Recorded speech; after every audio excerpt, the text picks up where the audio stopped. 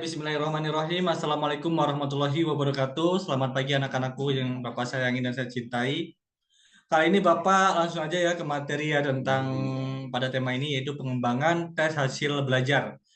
Silakan anak-anak yang belum on cam semua. Kita lanjut ke pengertian tes ya. Pengertian tes. Kata tes dalam bahasa Prancis kuno, kata tes berasal dari kata testum yang berarti piring untuk menyisihkan logam mulia. Dalam bahasa Indonesia, kata tes juga bisa berarti eksperimen, ujian, atau tes. Proses menerapkan pengukuran dan penilaian ke dalam praktik atau melakukannya dikenal sebagai pengujian. Tester adalah orang yang mengatur atau melakukan tes, sementara peserta tes adalah mereka yang menjalani tes. Jadi itu tentang pengertian tes ya. Jadi ada beberapa kata kunci. Yang pertama itu tes, testum, dan juga tester. Kemudian anak-anak di sini juga ada beberapa jenis tes ya. Yang pertama itu unjuk rasa. Yang kedua tes lisan, yang ketiga tes tertulis. Secara umum ada 3 jenis tes hasil belajar, unjuk kerja, lisan, dan tulis. Dalam ujian tertulis, siswa menanggapi pertanyaan dan masalah tertulis yang disajikan kepada mereka. Dalam hal ini ada 2 set materi yang perlu disiapkan. Jadi ada 2 materi yang perlu disiapkan anak-anak. Jadi kemudian lembar soal dengan semua petunjuk yang diperlukan untuk menyelesaikannya dan lembar jawaban yang diisi siswa. Jadi tes itu ya menyodorkan pertanyaan dengan lembar kertas, kemudian nanti anak-anak bisa menjawab. Kemudian ada juga misal tes lisan, melibatkan percakapan tatap muka di antara pemeriksa dan subjek tes. Dalam tes ini peserta tes memberikan tanggapan lisan terhadap pertanyaan yang diajukan penguji. Nah, kalau tes lisan ini anak-anak nanti akan diuji secara langsung dengan tes lisan. Biasanya tes lisan ini akan mencari pemikiran anak-anak sampai mana dalam pembelajaran yang sudah diajarkan, seperti itu. Oke, the first langkah-langkah penyusunan tes. 1. Mengidentifikasi tujuan-tujuan pembelajaran dan lingkup bahan ajar yang semestinya diungkap. Jadi yang pertama itu mengidentifikasi dulu tujuan-tujuan yang akan dilakukan untuk bahan pembelajaran. Kemudian menyusun kisi-kisi ya, bukan yang lainnya. Jadi ketika ingin melakukan tes, kita akan menyusun kisi-kisi terlebih dahulu untuk persiapan tes. Kemudian 3 yaitu membuat atau menulis soal sekaligus dengan kunci jawaban. Jadi ketika membuat soal kita sangat perlu untuk mencari kunci jawabannya terlebih dahulu. Agar apa? Agar mempermudah ketika nanti penilaian. Lanjut, 4. Mengadakan pemeriksaan atau Gegenmail terhadap setiap butir soal secara rasional. Jadi sebelum kita memberikan tes itu akan kita periksa dulu apakah ada soal-soal yang problem kemudian tidak menyambung atau kurang paham atau bisa dimengerti agar nanti bisa dievaluasi. Kemudian yang kelima, mengorganisasikan tes menurut tipe-tipe soal dibuat. Jadi ada yang mudah, susah, sulit, sangat sulit, dan begitu-begitu sulit. Yang keenam yaitu membuat petunjuk pengerjaan soal. Dan jadi ini lebih ke sistematisnya ya, secara langkah-langkahnya. Kemudian 7. Mengadakan uji coba atau tryout.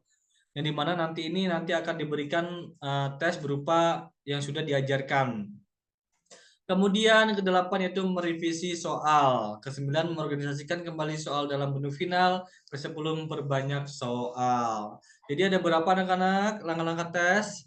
Betul, ada 7 ya. Ada 10 ya. Ciri tes yang baik. Jadi ada beberapa ciri-ciri tes yang baik. Yang pertama itu validitas. Jadi mana tingkat validitas yang tinggi sangat penting agar suatu tes dianggap baik ketika tes hasil belajar valid. Jadi perlu yang namanya validitas ya. Kemudian rehabilitas, ini bukan orang gila di rehabilitas ya. Ini maksudnya adalah tes-tes yang ciri-cirinya baik. Yang kedua yaitu rehabilitas, ketergantungan konsistensi juga dikenal sebagai rehabilitas atau ketangguhan. Konsisten tidak harus sama, namun secara keseluruhan apabila hasil tes turun maka hasil semua peserta tes akan turun juga. Begitu sebaliknya. Kemudian yang ketiga yaitu tingkat kesulitan. Nah ini perlu dicermati. Jadi jangan semua tes itu sulit, nanti jadinya nggak bisa lulus anak-anak. Jadi ada yang mudah, sedang, sulit, begitu sulit. Nah, yang ketiga itu tingkat kesulitan. Saat membuat tes, penting untuk memastikan tingkat kesulitan yang seimbang. Keseimbangan ini dapat dipahami dari dua sudut pandang yang berbeda. Kemudian 4, kepraktisan. Saat mengevaluasi kualitas suatu tes, penting untuk mempertimbangkan kepraktekan tes. Ya, kepraktisan mengacu pada kemudahan penyelenggaraan tes. Lanjut.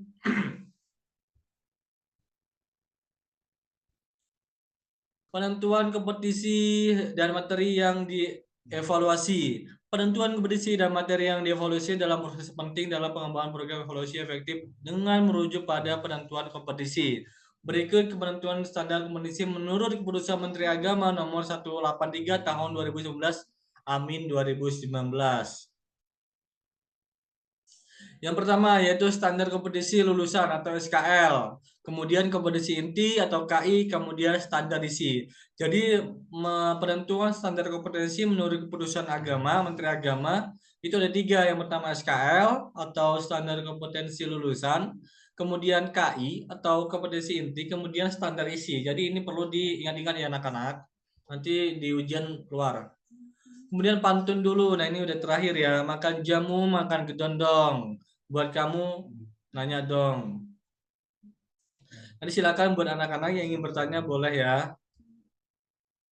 Kemudian untuk kesimpulan, pengembangan perangkat pembelajaran merupakan proses penting untuk memastikan efektivitas dan keadaan metode pengajaran. Alat dapat dikategorikan menjadi objektif, subjektif, dan praktis. Proses pengembangan dimulai dengan mengidentifikasi tujuan pembelajaran tertentu. Kemudian mengevaluasi kualitas alat. Proses evaluasi meliputi penilaian isi, kualitas isi, pengajaran, dan waktu yang dibutuhkan. Setelah yang ditinjau, alat tersebut diterapkan, dievaluasi, dan dianalisis untuk menentukan efektivitas. Ketelitian dengan memahami proses pengembangan guru dapat menggunakan alat evaluasi secara efektif untuk meningkatkan hasil belajar siswa. Jadi ada beberapa komponen yang perlu anak-anak pahami ketika nanti akan menjadi guru di kelas, yaitu efektivitas. Gunakan alat-alat ya seperti laptop, kemudian proyektor, kemudian lain sebagainya yang menunjang nanti pembelajaran sehingga pembelajaran itu tidak bosan dan tidak menegangkan. Seperti itu ya anak-anak. Paham? Oke. Paham. Jadi begitu anak-anak, materi pada kesempatan kali ini. Kurang lebihnya Bapak lanjutkan di pertemuan berikutnya. Kurang lebihnya mohon maaf. Wassalamualaikum warahmatullahi wabarakatuh.